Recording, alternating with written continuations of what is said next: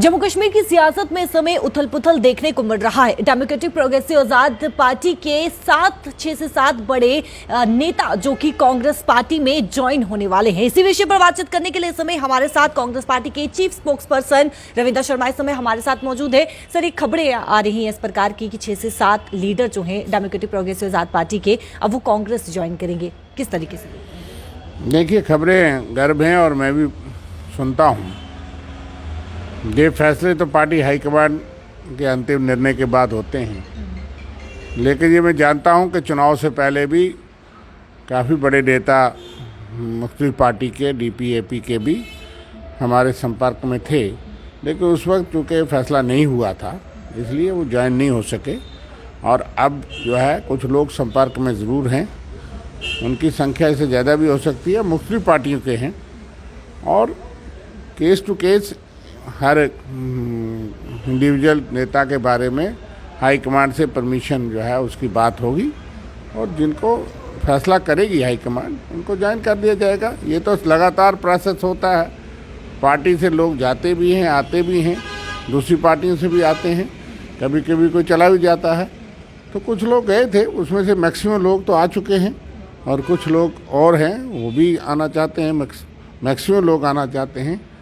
तो इसलिए इसके बारे में अंतिम निर्णय अगले दिनों में हो सकता है। पार्टी हाईकमांड के साथ चर्चा होगी और फैसला होगा। उससे पहले ये नेता जो है वो इच्छा जता चुके हैं और अभी वो आपके टच में? देखिए, कुछ लोग चुनाव से पहले ही आना चाहते थे, लेकिन चूँकि वो बड़ा देर हो चुकी थी और उस वक्त ये फैसला नहीं हो सका।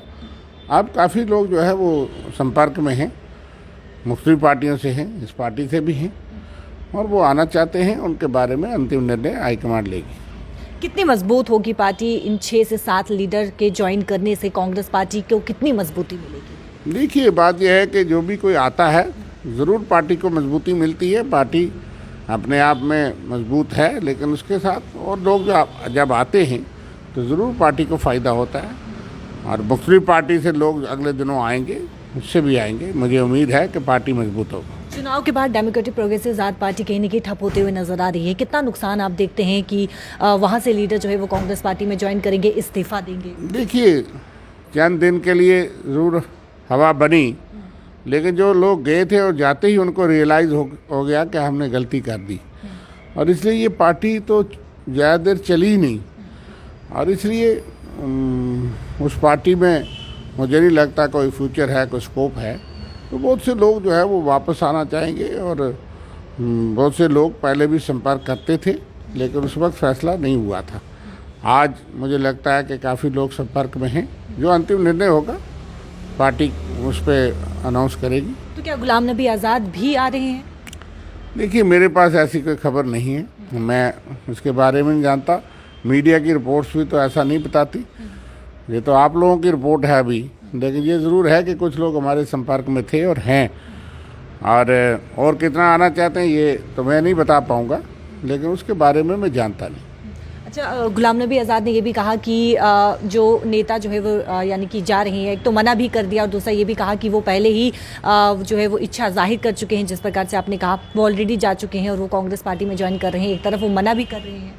देखिए, ये तो फिर उनसे पूछिए, उन्होंने कहा है, लेकिन मैंने अपनी बात आपको बता दी कि कुछ लोग संपर्क में पहले भी थे और लगातार संपर्क में ज़रूर हैं।